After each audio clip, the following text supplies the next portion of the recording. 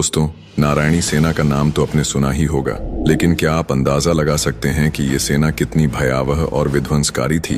कल्पना कीजिए, एक ऐसी अजेय सेना जिसका एक एक सैनिक महाभारत के युद्ध में हजारों योद्धाओं से अकेले लोहा लेने में सक्षम था। एक ऐसी टुकड़ी जिसका हर सैनिक मायावी युद्ध कला में निपुण था और जो केवल उन्हीं को दिखाई देती थी जिनके पास दिव्य दृष्टि थी।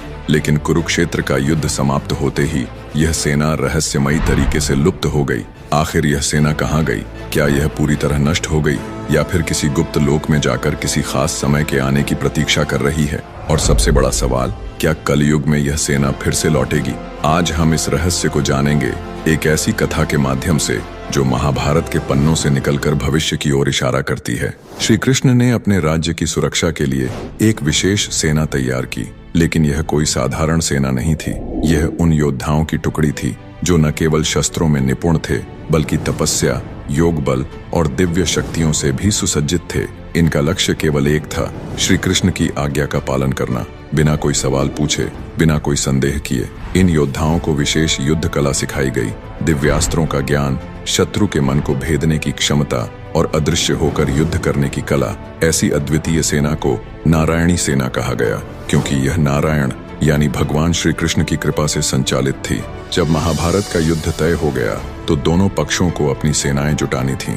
दुर्योधन और अर्जुन दोनों सहायता मांगने के लिए द्वारका पहुंचे, लेकिन जब वे श्री कृष्ण के पास पहुंचे तो कृष्ण विश्राम कर रहे थे। जब श्री कृष्ण जागे तो दोनों ने श्री कृष्ण को अपनी तरफ से युद्ध लड़ने को कहा। यह सुनकर कृष्ण ने कहा, मैं तो किसी एक के ही साथ हो सकता हूँ। अब उन्होंने दोनों को एक कठिन चुनाव दिया। उन्होंने कहा, एक ओर मैं स्वयं हूँ, लेकिन मैं इस युद्ध में कोई शस्त्र नहीं उठाऊंगा, और दूसरी ओर है मेरी नारायणी सेना जो अजेय और अपराजेय है। दुर्योधन नारायणी सेना की शक्ति को अच्छे से जानता था। वह तुरंत बोला, मुझे नारायणी सेना चाहिए। उसे लगा कि एक अकेला निहत्था श्री कृष्ण किसी काम का नहीं, लेकिन अर्जुन मुस्कुराए और बोले, मुझे आप चाहिए प्रभु। यहीं पर तय हो गया था कि धर्म की विजय होगी, क्योंकि बल से अधिक बुद्धि और ईश्वर का साथ महत्वपूर्ण होता है।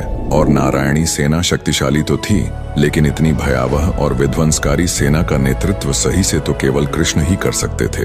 वह कृष्ण के नेतृत्व के बिना अधूरी थी। कहा जाता है कि इस सेना में श्री कृष्ण के 18,000 साथी भी थे, जो सब महान योद्धा थे।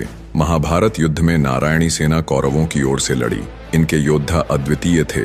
वे मायावी अस्त्रों का प्रयोग कर सकते थे, शत्रु की मानसिकता को प्रभावित कर सकते थे और इतना अनुशासित युद्ध करते थे कि इन्हें हराना असंभव लगता था। भीम, सात्यकी और अर्जुन ने मिलकर इनका घोर संहार किया, लेकिन फिर भी यह सेना अपनी आखिरी सांस तक लड़ी। लेकिन दोस्तों, असली रहस्य तो इसके बाद शुरू हुआ। युद्ध के बाद यह सेना कहाँ गई? महाभारत युद्ध समाप्त हुआ, श्री कृष्ण द्वारका लौट गए, लेकिन युद्ध में बची हुई नारायणी सेना का कोई नामो निशान नहीं था। क्या वे युद्ध में पूरी तरह समाप्त हो गए थे? नहीं। कुछ ऋषियों और योगियों का मानना है कि श्री कृष्ण ने अपनी योग माया से इस सेना को एक गुप्त लोक में भेज दिया।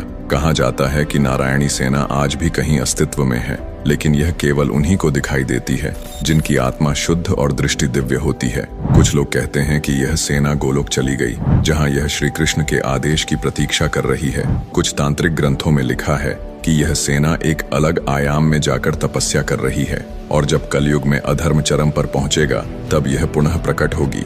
नारायणी सेना की रहस्यमयी शक्तियां। इस सेना के बारे में कहा जाता है कि इनके पास सामान्य योद्धाओं से अलग शक्तियां थीं।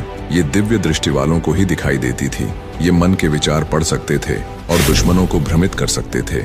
इन्हें किसी अस्त्र से मारा नहीं जा सकता था, क्योंकि ये योग बल से स्वयं को सुरक्षित कर सकते थे। महाभारत के बाद कई साधकों ने नारायणी सेना के अस्तित्व का दावा किया। कई तांत्रिक ग्रंथों में इस सेना के पुनः प्रकट होने की भविष्यवाणी भी की गई है। क्या कलयुग में नारायणी सेना लौटेगी? दोस्तों, अब सबसे बड़ा सवाल, क्या यह सेना कलयुग में फिर से प्रकट होगी? कल की पुराण के अनुसार जब अधर्म अपनी चरम सीमा पर होगा, तब भगवान विष्णु का अंतिम अवतार, कल की अवतार, इस धरती पर प्रकट होंगे और तब एक महान युद्ध होगा। कुछ ऋषियों का मानना है कि नारायणी सेना इसी युद्ध के लिए पुनः जागृत होगी। संभावना यह भी है कि यह सेना किसी गुप्त स्थान पर छिपी हो और जब समय आएगा तब यह फिर से प्रकट होगी। अब सवाल यह है, क्या यह केवल एक पौराणिक कथा है या फिर सच में कहीं न कहीं नारायणी सेना इस दुनिया में मौजूद है? निष्कर्ष, क्या यह सिर्फ एक मिथक है या एक सच? दोस्तों, यह सवाल आज भी अनसुलझा है। कुछ लोग इसे महज एक धार्मिक कथा मानते हैं।